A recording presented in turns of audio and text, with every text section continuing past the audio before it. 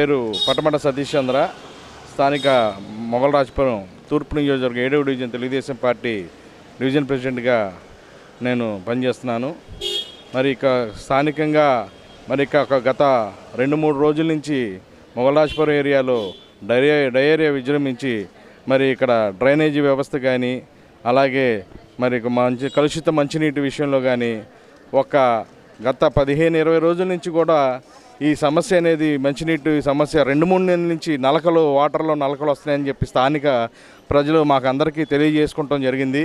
మేము కూడా అందరికీ కూడా ఇక్కడ ఉన్న అధికారులు అందరికీ కూడా మేము 2-3 సార్లు కూడా విన్నవించడం జరిగింది. సార్, కొంచెం నలకలు వస్తున్నాయి, కొద్దిగా బాగా ఇదిగా ఉంది, కొద్దిగా ఒక్కసారి మీరు అందరూ వచ్చి చూస్తే టెస్టింగ్ చేసి అన్నీ చేసుకుంటూ చేస్తే ఇదవుతుందని చెప్పి వాళ్ళు అధికారులు కొద్దిగా నిర్లక్ష్యం వహించారు మా మొదట్లో.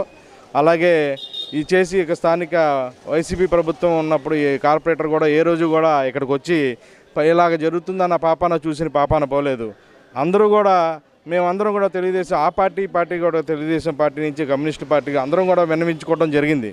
ఎవరో కూడా దీని గురించి అధికారులు కూడా అంత తొందరగా స్పందించలేదు.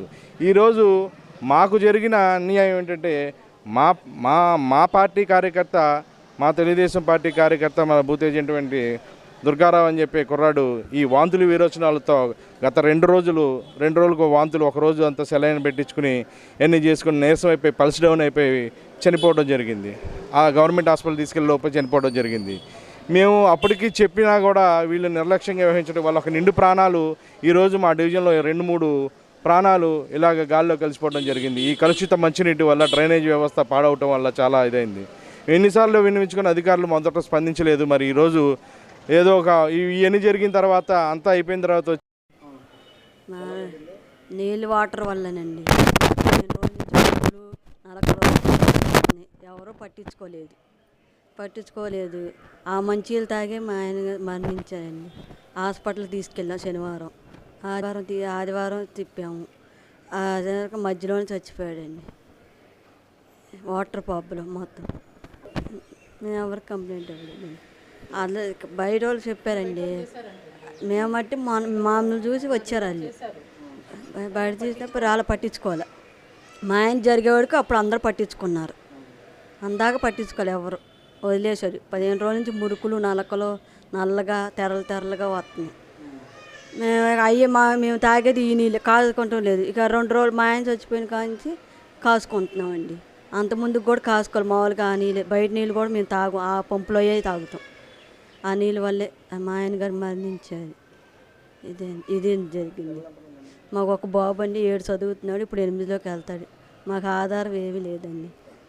ఒక ఇల్లు, ఒక తప్ప ఏమీ లేదు మాకు వెనకమాల.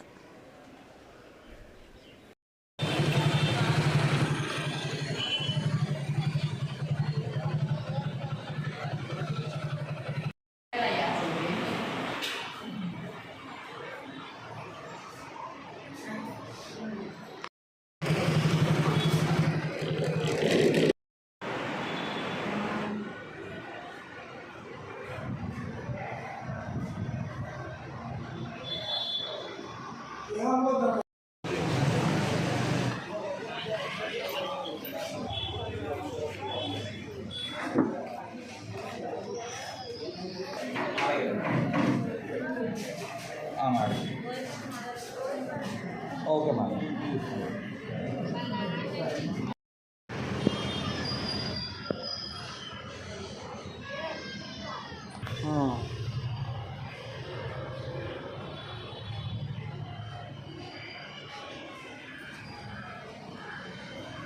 రోడ్డంతా ఇది